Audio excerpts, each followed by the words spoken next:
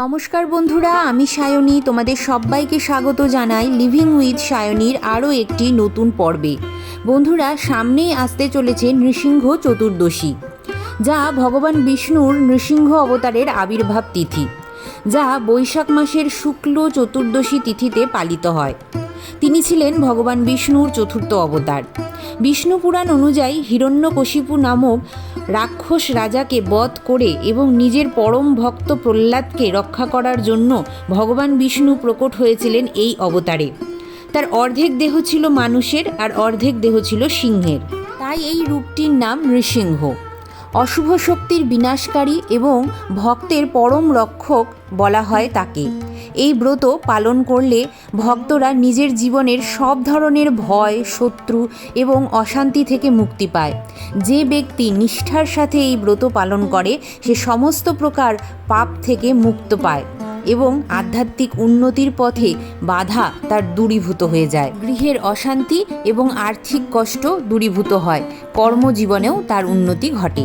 তো চলো বন্ধুরা, আজকের ভিডিও থেকে আমরা জেনে নেব নৃসিংহ চতুর্দশীর পূর্ণাঙ্গ সময়সূচি, নৃসিংহদেবের পূজাবিধি, পারণের সময়সূচি, উপবাসের নিয়ম এবং নৃসিংহদেবের প্রিয় ফুল এবং ভোগের উল্লেখ।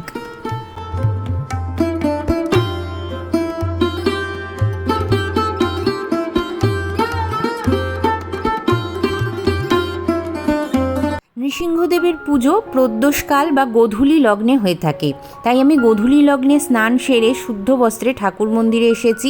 হাতে নিচ্ছি একটু গঙ্গা জল, করব আচমন। বলছি তদ্বিষ্ণু পরমং পদম সদা পশ্যন্তি সুরয় দিবিব চক্ষুরাতম ওম বিষ্ণু ওম বিষ্ণু ওম বিষ্ণু। এরপর হাতটিকে আবারও একবার গঙ্গা জল দিয়ে ধুয়ে নিচ্ছি। বলছি অপবিত্র পবিত্র বা সর্বাবস্থাং গত পিবা যৎসরেত পুণ্ডরীকাক্ষ সবাহ্য অভ্যন্তর সূচি নম সূচি নম সূচি নম সূচি। নৃসিংহদেবের হলুদ বর্ণটি ভীষণ প্রিয়, তাই পূর্ব দিকে একটি জলচৌকি পেতে আমি হলুদ বর্ণের একটি কাপড় দিয়ে তার আসনটি প্রস্তুত করেছি। পূজাবিধি শুরুর আগে চলো জেনে নেওয়া যাক নৃসিংহ চতুর্দশীর পূর্ণাঙ্গ সময়সূচি। এই বছর নৃসিংহ চতুর্দশী পড়েছে 30শে এপ্রিল 2026, বাংলার 16ই বৈশাখ 1433 বৃহস্পতিবার। তিথি শুরু হবে 29শে এপ্রিল অর্থাৎ আগের দিন রাত্রি ঘন্টা 7টা 48 থেকে এবং তিথি স্থায়ী হবে 30শে এপ্রিল রাত্রি ঘন্টা 8টা 29 পর্যন্ত। নৃসিংহদেবের পুজোর শুভ সময় পড়েছে 30শে এপ্রিল 2026 বৃহস্পতিবার প্রদোষে সন্ধ্যা ঘন্টা 6টা গতে রাত্রি 7টা 36 মধ্যে।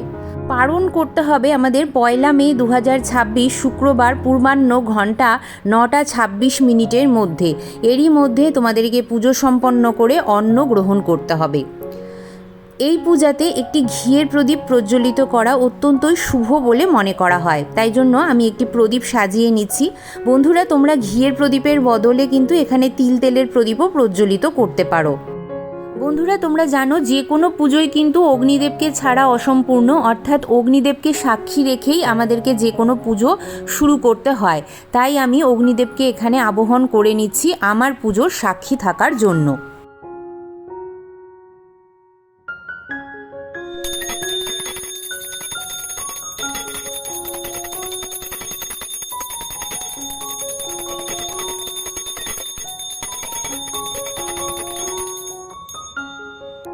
বন্ধুরা, তোমরা এখানে সবাই দেখছো যে নৃসিংহদেবের পাশে কিন্তু আমি 3টি ময়ূরপুচ্ছ রেখেছি। এই ময়ূরপুচ্ছ রাখারও কিছু কারণ আছে। ময়ূরপুচ্ছ নেতিবাচক শক্তিকে নাশ করে এবং ময়ূর কিন্তু সাপ খায়, তাই এটি বিষ নাশেরও প্রতীক। আমাদের জীবনের বিষ অর্থাৎ দুঃখ, কষ্ট, শত্রুতা এসব দূর করার প্রতীক হিসাবেই এই পূজায় ময়ূরপুচ্ছ ব্যবহৃত হয়। এটি রাখা বাধ্যতামূলক নয়, তবে আমি সবাইকেই বলবো পারলে একটি ময়ূরপুচ্ছ এই দিন ভগবান শ্রী নৃসিংহদেবের পাশে তোমরা রাখতে পারো। এটি ভয়ও নাশ করে এবং সুরক্ষা প্রদান করেন। পূজা প্রারম্ভেই আমি আবাহন মন্ত্রটি পাঠ করে নিচ্ছি। বলছি স্বাগতম সুস্বাগতম শ্রী নৃসিংহায় নমঃ, অর্থাৎ আমি আমার গৃহে নৃসিংহদেবকে আহ্বান করলাম যে তিনি যেন এসে বসেন এবং আমার পুজো গ্রহণ করেন। আর আর আমার পুজোয় হওয়া ভুল ত্রুটি যেন তিনি নিজ গুণে ক্ষমা করেন। প্রথমেই স্নানের বিধি সম্পন্ন করব, তাই এই জন্য একটি পাত্রের মধ্যে দেখো আমি এখানে কাঁচা দুধ নিয়েছি আর নিয়েছি গঙ্গা জল। এই গঙ্গা জলের মধ্যে আমি কিছু সুগন্ধি দ্রব্য মিশিয়ে নিচ্ছি, যেমন গোলাপ জল। আর এই পূজায় কিন্তু প্রচুর পরিমাণে চন্দনের ব্যবহার হয়, তাই আমি একটু গুঁড়ো চন্দনের গুঁড়ো এখানে মিশিয়ে নিলাম। তোমরা এর বদলে শ্বেত চন্দনও বেটে এই জলটির মধ্যে নিতে পারো। এখানে আমি সামনে একটি সরা রাখছি। এই বিধিটি তোমরা অনেকেই ইস্কনের মন্দিরে দেখে থাকবে, আমিও ইস্কনের মন্দির থেকেই শিখেছি। তো জলসংখ্যের মধ্যে একটু কাঁচা দুধ নিয়ে নিচ্ছি, তোমরা চাইলে এখানে পঞ্চামৃতও নিতে পারো। আর এই স্নানের জলের মধ্যে আমি মেশাবো একটু তুলসী পাতা। তোমরা তো জানোই যে তুলসী পাতা ছাড়া নারায়ণের কোনো রূপেরই পুজো হয় না। তো এখানে আমি প্রথমে স্নান মন্ত্রটি পাঠ করে নিচ্ছি। বলছি, ইদম স্নানিয়ম শ্রী নৃসিংহায় নমঃ।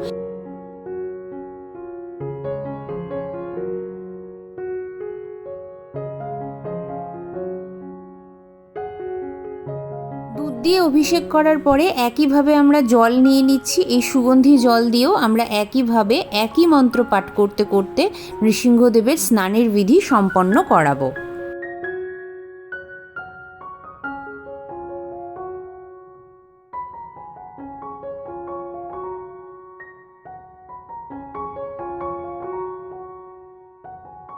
এই যে স্নানের জলটি বেরোলো বন্ধুরা, এটা তুমি নিজের মাথায় ছিটিয়ে নেবে, বাড়ির সবার মাথায় ছিটিয়ে বাড়ির চারপাশে তুমি ছিটিয়ে দেবে। এতে কিন্তু শত্রুর নাশ হয়, বিভিন্ন রকমের যে আপদ বিপদ থাকে তারও কিন্তু নাশ হয়ে যায়। আমার কাছে যেহেতু চিত্রপট, তো তার জন্য দেখো আমি একটু জল গামছার মধ্যে নিয়ে নিচ্ছি। আর এই গামছার মধ্যে জলটি নিয়েই কিন্তু আমি নৃসিংহদেবের চিত্রপটটি সুন্দর করে মুছিয়ে নিচ্ছি। হাতে নিয়েছি অষ্টগন্ধা চন্দন। আমি এই অষ্টগন্ধা চন্দন দিয়েই নৃসিংহদেবকে তিলক করছি। আর এই চিত্রপটের মধ্যেই দেখো ওপরে ব্রহ্মা বিষ্ণু মহেশ্বর আছেন এবং ভক্ত প্রহ্লাদও আছেন। তো সবাইকেই আমি তিলকের বিধি করে নিচ্ছি। এই দিন কিন্তু নৃসিংহদেবের সঙ্গে সঙ্গে ভক্ত প্রহ্লাদেরও অনেক জায়গায় পুজো হয়ে থাকে বন্ধুরা, তাই অবশ্যই তোমরা ভক্ত প্রহ্লাদকেও তিলক করবে এবং ভক্ত প্রহ্লাদের চরণেও একটি ফুল দেওয়ার চেষ্টা করবে। একটি হলুদ রঙের উপবীত আমি নৃসিংহদেবের নামে এখানে নিবেদন করছি। তোমরা চাইলে সাদা পৈতেও নিবেদন করতে পারো। নৃসিংহদেবের কোলে মাতা লক্ষ্মী আছেন, তাকে সিঁদুর নিবেদন করলাম আর তার সাত শৃঙ্গারের বস্তু হিসাবে একটি আলতা সিঁদুর দিলাম। তোমরা যদি পারো এটি দেবে। এটা তো তোমরা সকলেই জানো বন্ধুরা যে নারায়ণের যে কোনো রূপের পুজোতে একটি জলশঙ্খ স্থাপন করতে হয়, তো তা আমি করলাম। আর এখানে মৌলি সুতো নিয়েছি, কেন কি এই দিন নৃসিংহদেবকে অনেকেই ধুতি নিবেদন করে থাকেন, অর্থাৎ বস্ত্র নিবেদন করে থাকেন।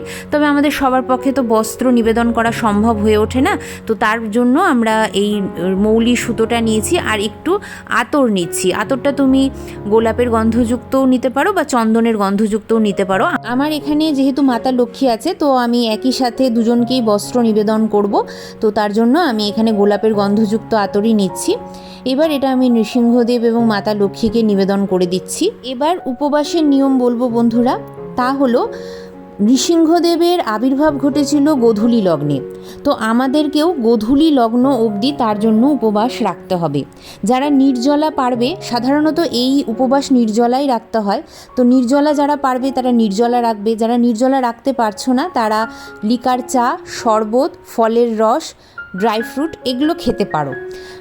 তোমরা উপবাস রাখবে গোধূলি লগ্ন অবধি। গোধূলি লগ্নতে নৃসিংহদেবের পূজা সম্পন্ন করার পর তোমরা নৃসিংহদেবের ভোগ আগে মুখে দেবে এবং তারপরে তোমরা একাদশী তিথিতে যা যা খাদ্য গ্রহণ করা হয় তাই এই পূজাতে তোমরা উপবাস ভঙ্গের পরে খেতে পারো। তবে কোনো অন্ন এই দিন মুখে দেবে না। নৃসিংহদেবকে অন্ন রান্না করে দিলেও তোমরা কিন্তু এই দিন অন্ন গ্রহণ করবে না। এখানে দেখো এই পূজার একটি বিশেষ নিয়ম হচ্ছে 108টি নিখুঁত তুলসী পাতা আমাদেরকে নিবেদন করতে হয় নৃসিংহদেবের চরণে। কিন্তু যারা 108টি পাতা নিবেদন করতে পারছো না, 28টি তুলসী পাতা বা 8টি তুলসী পাতা, সেটা অবশ্যই নিখুঁত হতে হবে, চন্দন সহযোগে নৃসিংহদেবের পায়ে উৎসর্গ করবে। এটা সবসময় জানবে বন্ধুরা যে ভগবান কিন্তু আমাদের মনের ভক্তিটা দেখেন, তাই একটি তুলসী পাতাও যদি তুমি ভক্তি ভরে তার শ্রীচরণে নিবেদন করো, তিনি এতটাই কৃপালু যে তিনি তোমাকে তাতেই কৃপা করবেন। নৃসিংহদেবের যে কোনো সাদা ফুল এবং হলুদ ফুল ভীষণ প্রিয়, তুলসী মঞ্জুরি ভীষণ প্রিয়। এছাড়াও তার পুজোতে শ্বেতপদ্ম, জুঁই ফুল বা চাপা ফুল তোমরা রাখতে পারো। আজকে আমি সাদা পদ্মটা জোগাড় করতে পারিনি, আমি সাদা এবং হলুদ ফুল দিয়েই নৃসিংহদেবের ভক্তি ভরে পূজা সম্পন্ন করছি। বন্ধুরা, তোমরা তুলসী পত্র এবং মঞ্জুরি আগের দিন গাছ থেকে চয়ন করে রাখবে। চতুর্দশীর দিন কিন্তু গাছে হাত দেবে না। যারা কিনে আনছো তাদের ব্যাপারটা কিন্তু একেবারেই আলাদা, তারা সেদিনও কিনতে পারো। আমার এই চিত্রপটে যেহেতু মা লক্ষ্মী আছে, তাই আমি এই রঙের একটি ফুলের মালা মা লক্ষ্মীকে এবং নৃসিংহদেবকে একই সাথে পরালাম। এটা সবসময় মনে রাখবে বন্ধুরা, নৃসিংহদেবের পুজোর আগে যদি তুমি মা লক্ষ্মীর সুন্দর করে পুজো করতে পারো, তাহলে কিন্তু নৃসিংহদেব অত্যন্ত তুষ্ট হন। প্রথমেই আমরা ধ্যান মন্ত্রটি পাঠ করব। ওম নৃসিংহায় বিদ্মহে বজ্রনখায় ধীমহি তন্ন নৃসিংহায় প্রচোদয়াৎ। এই মন্ত্রটি চোখ বন্ধ করে বন্ধুরা তোমরা শান্তিপূর্ণভাবে পাঠ করবে। এরপর আমরা পুষ্পাঞ্জলি মন্ত্র পাঠ করে নেব। উগ্রম বীরম মহাবিষ্ণুম জ্বলন্তম সর্বতোমুখম নৃসিংহম ভীষণম ভদ্রম মৃত্যুম নমাম্যহম এষো সচন্দন পুষ্পাঞ্জলি শ্রী নৃসিংহায় নম। এই মন্ত্রটি বলে আমি একটি হলুদ এবং সাদা রঙের চাপা ফুল আমরা তার পায়ে নিবেদন করে দিলাম। কি মন্ত্র বলে আমি 3 বার পুষ্পাঞ্জলি তাকে দিয়ে নিচ্ছি।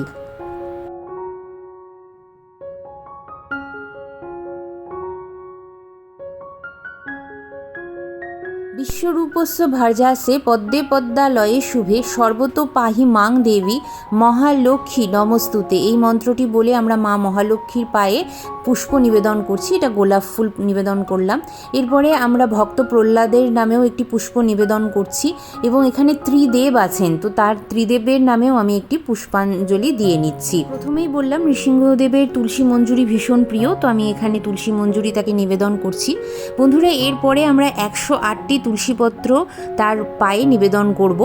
যখন 108টি তুলসীপত্র আমরা নিবেদন করি, তখন আমরা মনে মনে কিন্তু তার 108টা নাম নিয়ে থাকি। কিন্তু তোমাদের যদি এটা নিতে অসুবিধা হয়, তাহলে তোমরা এই মন্ত্রটি পাঠ করতে পারো। ওম নৃসিংহায় নমঃ।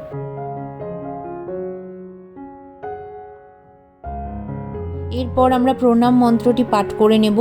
নমস্তে নৃসিংহায় প্রহ্লাদাধায় দাহিনে হিরণ্যকশিপ বক্ষে শিলাষ্টক নখালয়ে। এই মন্ত্রটি বলে আমরা নৃসিংহদেবকে প্রণাম জানিয়ে নেব।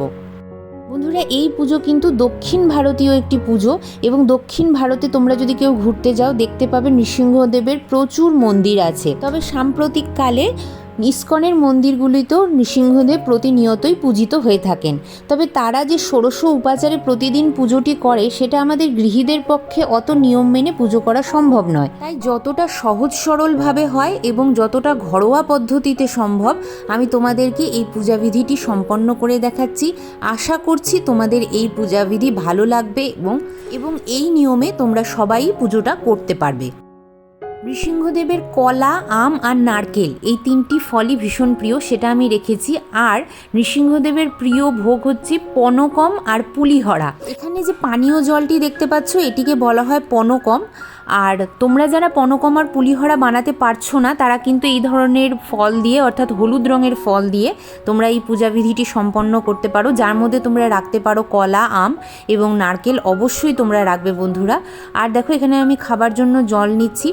আর আমি তোমাদেরকে সবসময়ই বলি যে নারায়ণের যে কোনো অবতারের হলুদ ফুল, হলুদ ফল আর হলুদ মিষ্টি ভীষণ প্রিয়।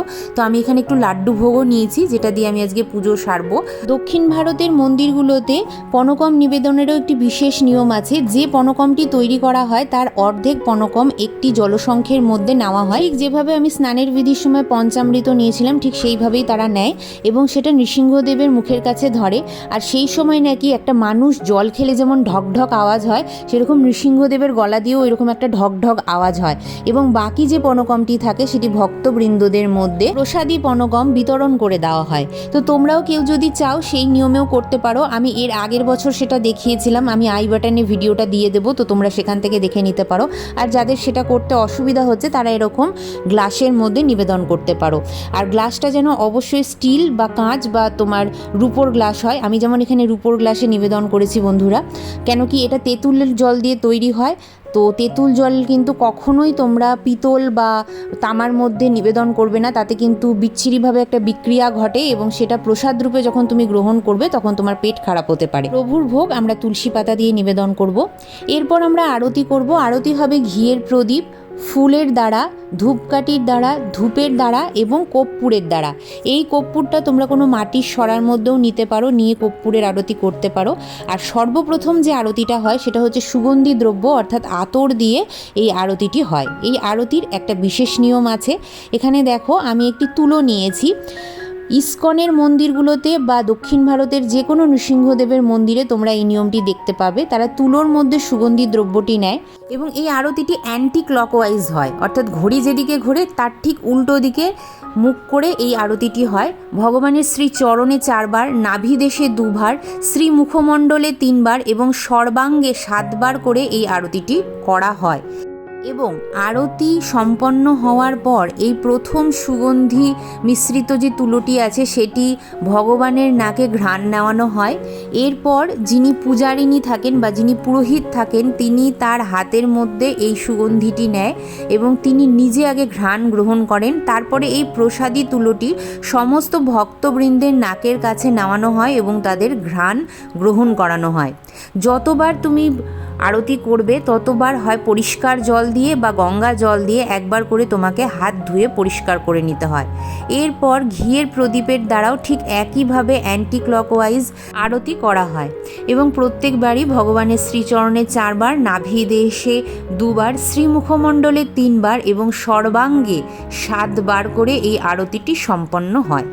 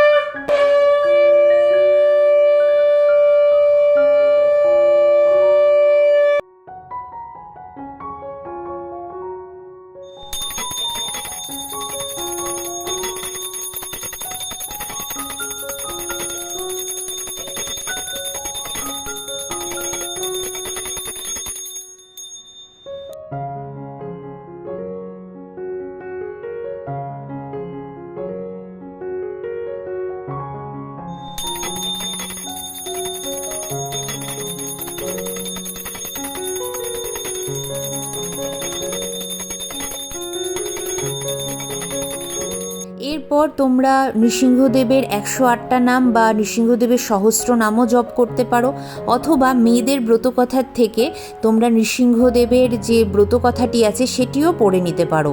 হাতে নেবে এই সময় ফুল এবং তুলসীপত্র। এছাড়াও বন্ধুরা, তোমরা যারা অনেক দিন ধরে অর্থকষ্টে ভুগছো বা তোমাদের অজানা অচেনা শত্রুর ভয় আছে বা ভীষণভাবে ভীত আছো তোমরা কোনো কারণে, বা ঋণ থেকে কখনোই নিস্তার পাচ্ছ না, তারা কিন্তু এই দিন নৃসিংহ কবচটিও পাঠ করতে পারো। এছাড়াও তোমরা এই দিন কিন্তু গীতা পাঠ শুরু করতে পারো। পাঠ হয়ে যাওয়ার পরে নৃসিংহদেবের পায়ে নিজের ফুল এবং তুলসীপত্র রেখে নিজের মনস্কামনা জানাবে। তো বন্ধুরা, এই ছিল আমার সহজ সরল গৃহে করা নৃসিংহ চতুর্দশীর পূজাবিধি। কেমন লাগলো অতি অবশ্যই আমাকে লিখে জানিও। ভিডিওটি ভালো লাগলে লাইক শেয়ার করতে ভুলো না।